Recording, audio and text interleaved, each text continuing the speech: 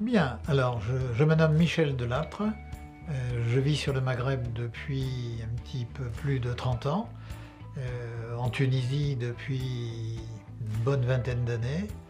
J'y suis arrivé pour la première fois en 1980 et comme beaucoup de Français, j'ai commencé à découvrir la Tunisie par le point focal de tout touriste, l'île de Djerba.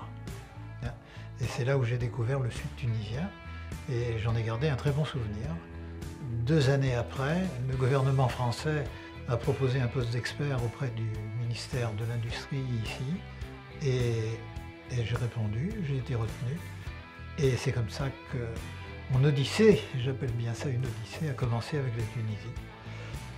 Donc c'est un pays que j'aime bien, c'est un pays dans lequel j'ai exercé mon expertise pour le compte, je dirais, d'institutions internationales et nationales, mais surtout j'ai pu y créer ma société de conseil qui fait de la stratégie à l'international et que je dirige toujours. Donc c'est que le pays a de bonnes racines et me permet, je dirais, d'être à l'aise dans la vie que je vis. Je me trouve être président d'une grande association française ici, qui est l'Association française d'entraide et de bienfaisance. Nous sommes le bras armé des services sociaux du consulat, ce qui nous permet de gérer des dossiers qui sortent un petit peu du cadre administratif classique, qui là sont gérés à 100% par les services sociaux du consulat, mais pour toutes les autres demandes qui concernent des Français et surtout des Tuniso-Français, et j'insiste là-dessus, c'est-à-dire que nos activités recouvrent pour les 2/3 des Tunisiens qui ont la double nationalité.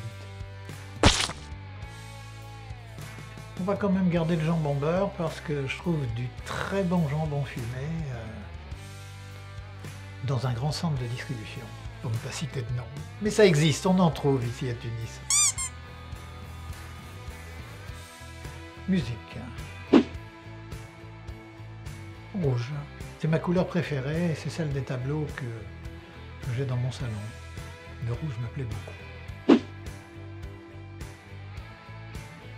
Ah, entrepreneur. Je dirais c'est la fonction, c'est pas le titre. C'est vraiment le contenu de ce que l'on fait. Il faut entreprendre.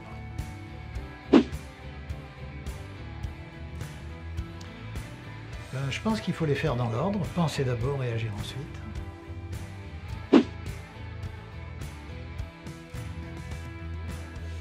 Rolling Stones. Ah, Catherine Deneuve.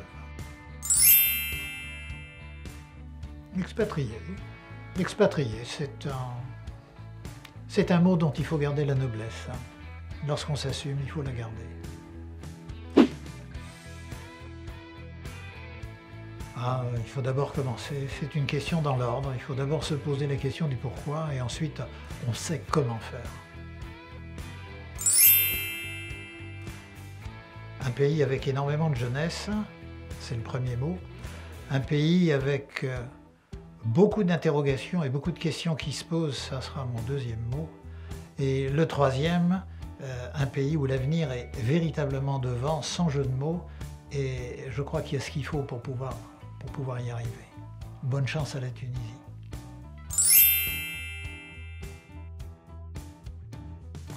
La France, pour moi, c'est un peu l'histoire. Je l'ai quittée en 82. Je n'y rentre pas très souvent, pour une raison simple, parce que je dirais mon niveau familial a beaucoup diminué, compte tenu de mon âge et des décès familiaux. Mais ça reste pour moi l'image de mon enfance, ça reste l'image de mes premiers pas professionnels et c'est une référence en ce qui concerne la démocratie et je pense qu'à ce niveau-là, la démocratie et les arts, ça reste une très belle image de la France. Ah, ma vie est ici. J'ose à peine vous le dire, mais je suis en train de retenir une petite place, entre guillemets, pour mon épouse et moi-même, au cimetière français. Oh ben écoutez, la phrase d'avant était déjà pas mal, mais... mais si vous voulez un mot pour la fin, je dirais tous mes amis et ma famille qui sont venus en Tunisie en gardent un excellent souvenir et certainement gardent le plaisir d'y revenir. Je dois avouer que si je vais un peu moins souvent en France, c'est aussi parce que mes amis viennent m'occuper beaucoup pendant les vacances en Tunisie. Ils préfèrent de beaucoup venir me voir que de me recevoir, en toute amitié.